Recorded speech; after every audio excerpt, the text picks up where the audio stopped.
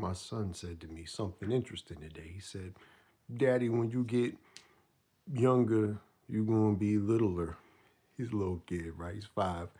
I'm like, boy, I don't get younger from here.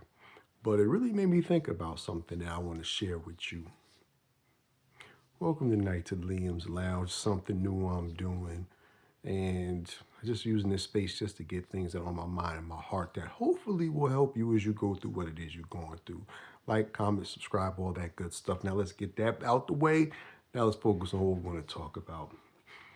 I feel like life is funny in that way. You spend all this time growing and learning, and I feel like as you start to finally figure things out, you look at life and you're like, yo, man, I got less time in front of me than I did. I'm 38, about to be 39 in a few weeks. You know what I'm saying?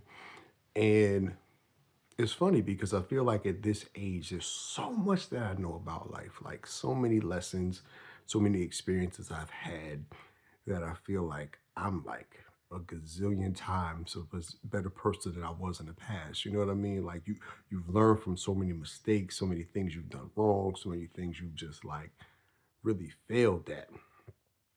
But then it's just like, yo, I don't really have I wish I had more time to live, you know. And I know people I hear them say like they don't regret anything, and that's a mixed bag, right? But whether you regret something or not, right? Like there comes a moment when you realize like, man, I made some stupid mistakes. And I wish I had that one back, or I wish I could do that thing different. You know what I mean? Like it's whatever you call it. But it's real, like things you wish better that you did. But now you find yourself at a point where, like I always say, I'm already at middle age. I know people have these other definitions like 40s or 50s of middle age, but if you look at the average life expectancy, and like I said, about to be 39, I'm pretty much middle aged. Don't feel like it. Hopefully, I don't look like it, but that's just the reality of life, and I try not to run from that because it is what it is. Um, so, being at this midpoint, you want to like make the best of the time you have. And that's really the answer to a lot of the things that we think about when we have this knowledge and we want to do better. The only thing you can really do is make the most time of it. The lesson I learned a while ago, and it was this: no matter what situation you're in, it's not a mistake until you realize that it's no longer benefiting you and you stay in that situation, right? Because it's saying like we all make mistakes, we all do things, we move certain ways, and we may not always be sure of what we're doing, right? But when you get that like conscious acknowledgement that this ain't it, whether it's a relationship, a job, a friendship, whatever it is, and you stay in it, that's when you're wasting time because you already know it's not for you. So I think the first thing really is just like prioritizing your time. We give our time to so many people, to so many things, so many situations that just don't benefit us. Like we just spend time in these situations. And the more we do that, we actually have less time to do the things that we want to do or to really live and enjoy those things that we have learned. I had learned this a few years ago. I remember just having like a friendship, and it was cool, but I felt like we were just going in different ways, you know. And there's nothing bad personally. I'm not saying people are bad and none of that, right? But it's just different priorities, different places in life, different things we wanted to do, you know.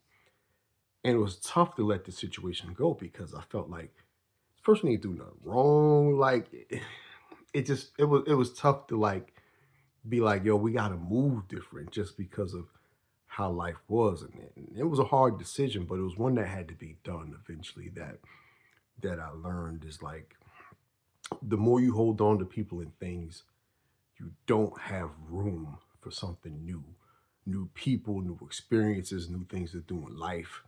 You know what I mean? So the biggest thing there is really just understanding like you have to let go because that creates more time.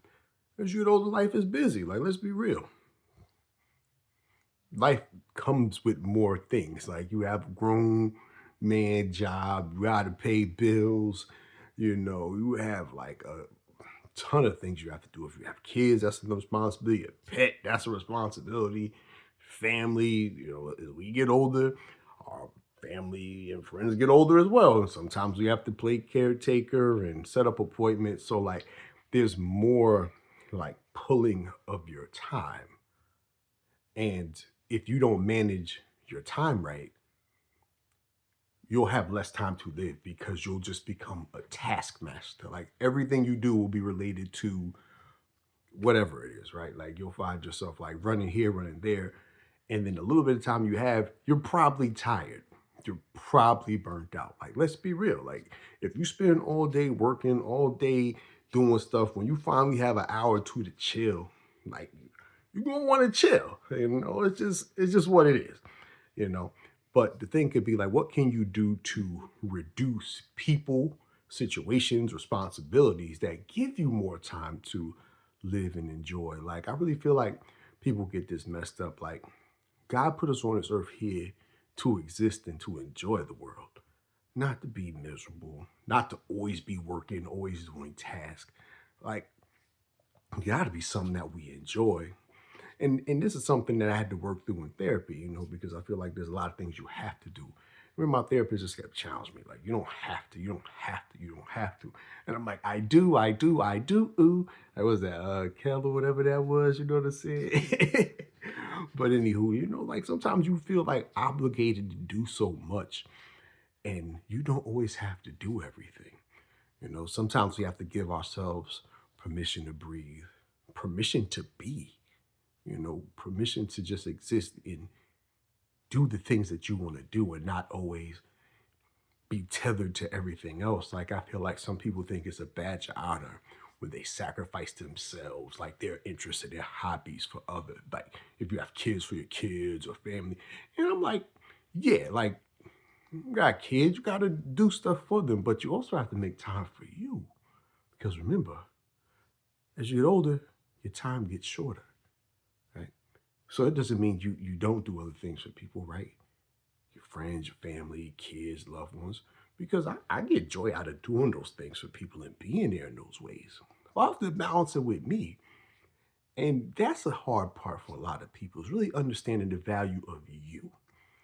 We live in a society and a life that always wants to tell us, like, who you are is either A, not enough, or B, it's narcissistic.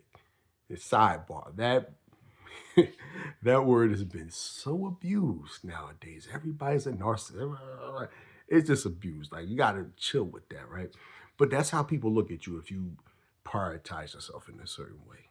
And it can be very, very, very uncomfortable to do it. But you have to. Like I said, you can't make it all about yourself, but you have to include you in it. When you're part of a community, it's not about I, it's not about you, it's about we. Us, ours, we're all together. And that includes you, right? Like, it's not just about everybody, it's about everybody and you. It's we, us, are, right? Because you are a part of whatever community you're in. So it's really just taking time for that and setting up healthy boundaries to exist. Yeah, you gotta put boundaries up against family, friends, kids, loved ones, your job. What if you have religious obligations? Boundaries have to be everywhere. That's the only thing that keeps us safe. It's the only thing that keeps us sane at times. Is just having that space. You know what I mean? So I close on this. Really look at your life and realize that you know time isn't on your side. No matter how much you want to think it is, it's really not. Like, we're getting older day by day, moment by moment. Just really ask yourself, what are you doing with the time you have? Now that you're older and you've learned more of life, what are you doing with that knowledge? How are you spending that time? I want you to really think about that and work through that. That's your homework for the night.